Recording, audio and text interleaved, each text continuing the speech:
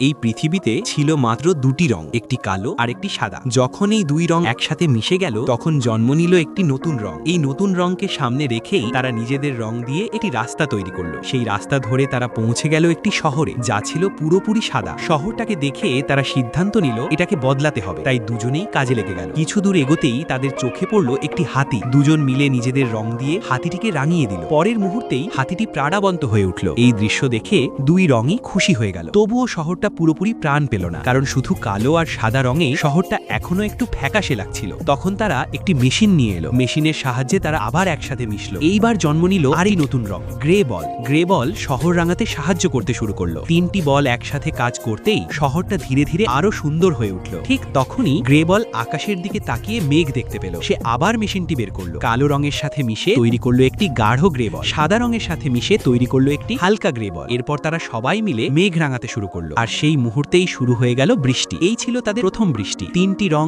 একসাথে দাঁড়িয়ে সেই বৃষ্টির আনন্দ উপভোগ করলো।